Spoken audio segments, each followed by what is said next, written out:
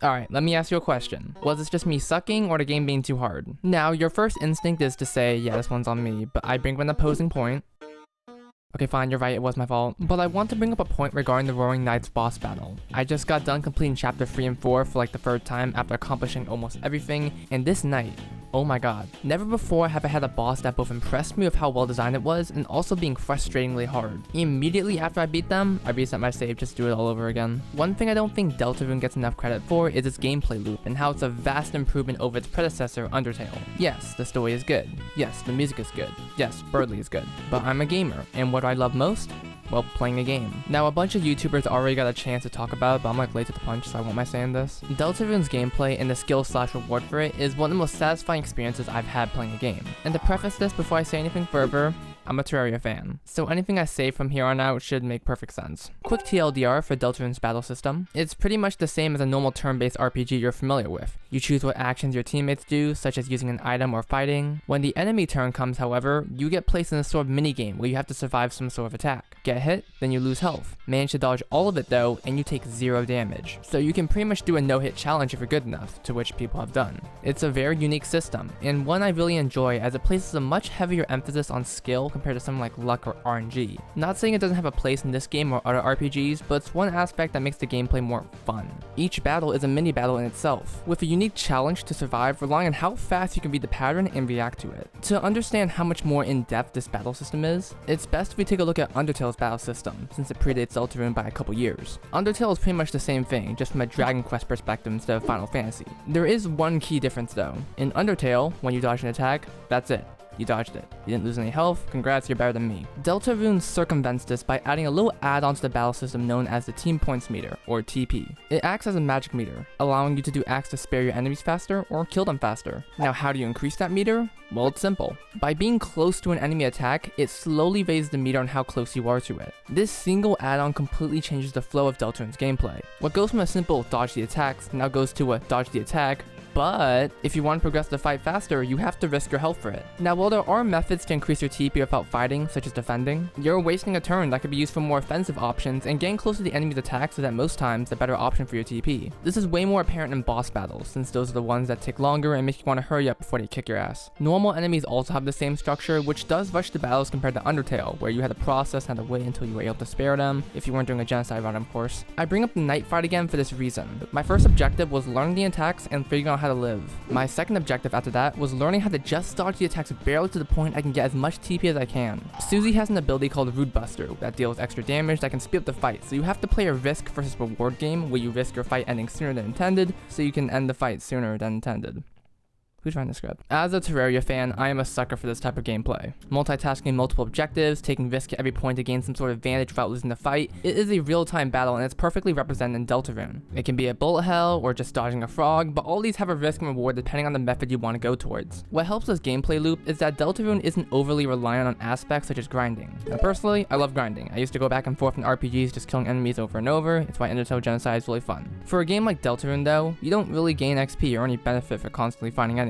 After recruiting them, there's no point in refighting an enemy, which is why I'd be singing a very different tune if you had to repeatedly do it over and over. I appreciate the fights in Deltarune, I really do, but I'm going to be honest for a second. Even though the speed at which you fight enemies in Deltarune is much better and fun than Massive Quotes there, it can still get repetitive once you know what you're doing, and especially on repeated playthroughs. I just started doing a weird route, and I love a lot of differences in both gameplay and story, but a lot of it is the same, which made me realize some of the gameplay's faults despite having heavy improvements. It's why I really love this style of gameplay when it's used in boss fights. Secret boss fights to be specific, because those genuinely push the gameplay to its limit. I don't know if the knight should count as a secret boss. It's kind of a forced encounter. Maybe the secret is that you can actually beat them. Super bosses is a better term. Super bosses are probably the best part of Deltarune and the one thing I look forward to. I love a challenge, and something that makes you play it over and over until you can predict every pattern is so much fun. Back when I was in middle school, on our Chromebooks, I would install this extension that would just allow you to play the Sans boss fight, like in full. It was just the entire fight. Should I have been paying attention in class? Probably, but Sans was important. I yearn for these kinds of fights. I had a whole segment written about how it mentally feels, but then I reread it and it felt super fucking corny, so I decided against it for this video. It's fun, that's all I'll say. Jevil, Spamton, the Knight, Gerson, all of these these fights have such a fun level of risk versus reward that you need to get in harm's way to continue the fight. You need to take that risk to advance onto the next stage. Make Jevil tired, cut Spamton strings. You can totally just defend and gain TP that way, but if you really want to speed it up, then you know what you need to do.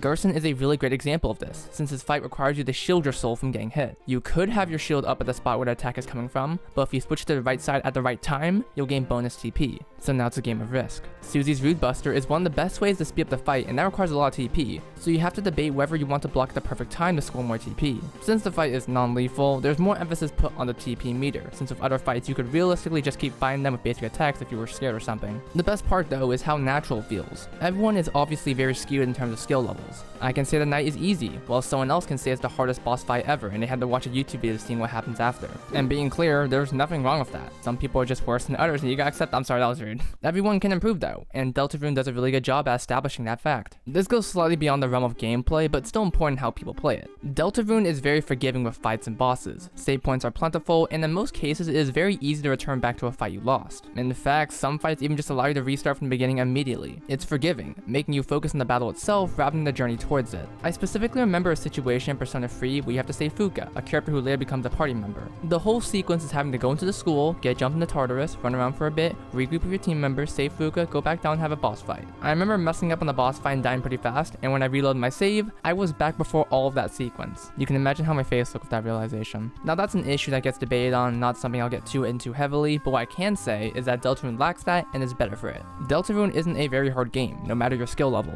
Things are accessible, items are easy to get, and that leads into what I like to call how much a player can take before they say fuck and turn the game off syndrome. It's pretty self-explanatory. How much is a player able to take before they call it quits? A hard fight, getting stuck in the area, taking too long, those are some aspects I think about when playing a game. And one thing that's helped me appreciate Deltarune a lot is seeing it in the eyes of a casual player, one that doesn't play heavy intensive action games like myself. It's with that mindset that Deltarune's quality of life aspects shine the most. Since the fights aren't based on luck, and I mean that in a you hit, I hit situation, it makes it so the battle is a literal skill issue. Having it be incredibly easy to restart a fight allows you to build that skill, and as stated earlier, puts more emphasis on you, the player, to win the battle. And if I want to go mentally insane, I'd say how it directly connects to the soul, as you're controlling the soul in the metaphysical sense.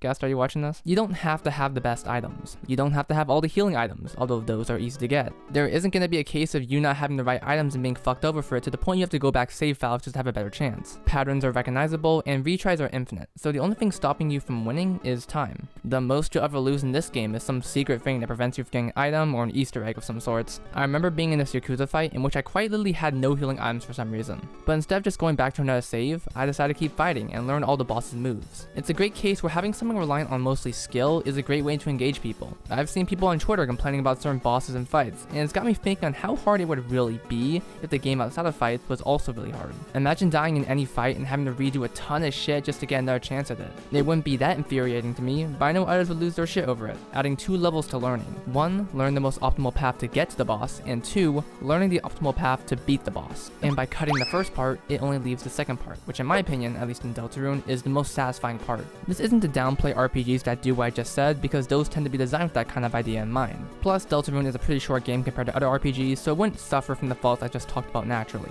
Sorry, that was a bit of a ramble on game design, something I'm not familiar with, but I feel it helps Deltarune put more focus on the fights themselves, even if people online don't really talk about it, which is really sad. Before I end this video off though, I want to have one more word about the fights, and it's about the last one we fight as of the date of this video, the Titan. Now of course, massive spoilers, but you're already this far in, so I'm assuming you play for the chapters. The Titan is a boss fight that takes the optional aspects of Deltarune's fights and makes them essential to winning the fight. The main gimmick of this fight is taken from Jackenstein, in which your soul lights up and that's how you attack the enemy. In order for you to gain TP, you need to have your soul close enough to light up and burn the enemies while also maintaining a safe distance away. In previous fights, this was optional as you had other methods to increase your TP. Here though, it's quite literally essential as your TP gain has been reduced exponentially, and that's on purpose, because killing the enemies with light gives you massive TP. That allows you to progress forward the boss fight and yada yada. You see what I mean though, right? What was originally a little bonus mechanic to help you speed up fights is now the essential method to even progress in the fight. Having this be the last boss we face for a year before chapter 5 comes out sets a very interesting message on the fights we'll be facing. Now I doubt it'll be the same exact method as a Titan fight because I don't really like that it takes 10 light years for the light to kill them, but I have a feeling the idea of it will remain. Fights have been evolving very heavily in the 2 chapters we just got, and I'd be extremely curious to see how they up the stakes. Imagine a fight like the Knight where you have to get close to the insta-kill attacks to even gain TP to progress the fight. That's the stuff I'm talking about. The Deltarune boss fights have felt like these adventures of a whole process of learning learning and adapting to what the game wants you to do. Sometimes you don't need to, but adapting could help speed it up, and I would love a boss fight that takes the idea and pushes it to the max. Knowing Toby Fox though, he's probably gonna do some outlandish idea that'll be better than anything I ever thought of. Listen, I did the mic fight, it was the funniest shit ever.